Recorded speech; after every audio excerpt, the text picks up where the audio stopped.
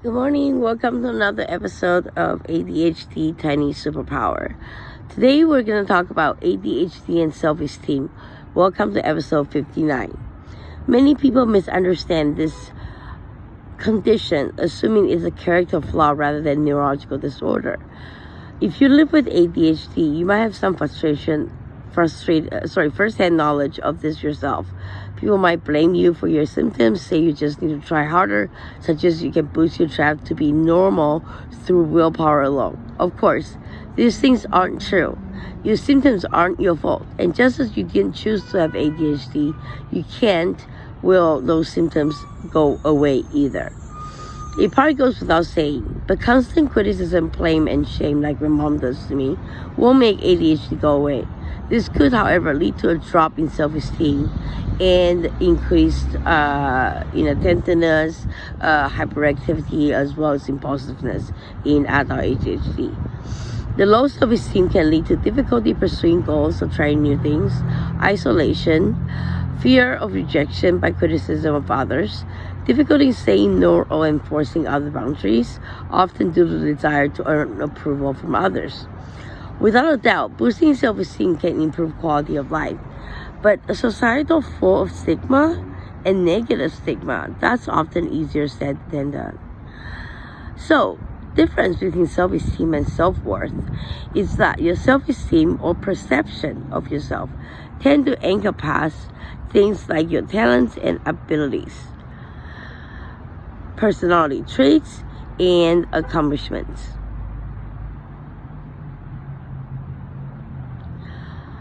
Self-esteem might fluctuate based on the thing happening in your life and the feedback you get from others.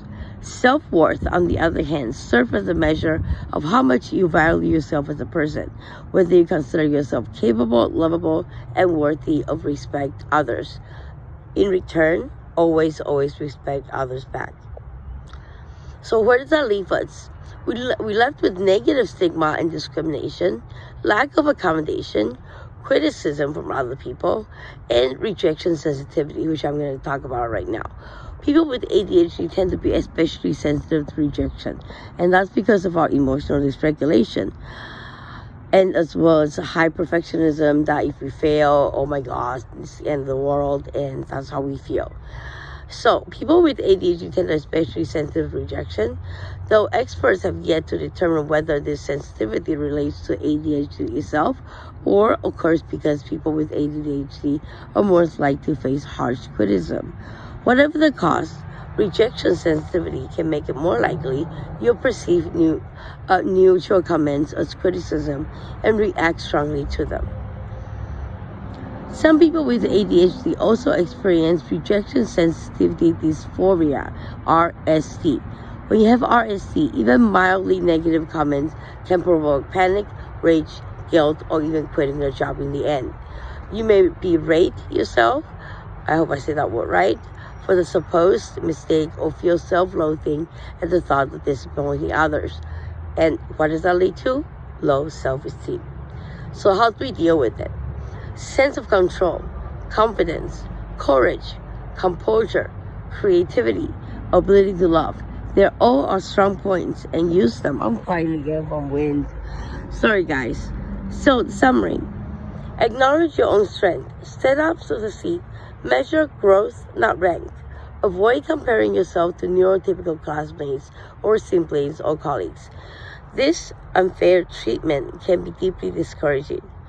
Instead, praise your efforts when notice certain skill or behavior are improving. Celebrating the growth can be inspiring ADHDers to try even harder. Show and find support realistically. Having one support relationship can do a lot to support that they're worth, but also have your surrounding with positive environments. Rebuild your sense of self-worth can take some time, especially if you spend most of your life absorbing these messages as negatives and getting criticisms and bullying. But social support, self-compassion, and guidance from a therapist, as well as medication, can go a long way toward boosting your self-esteem and helping you value yourself just as you are. Superpower.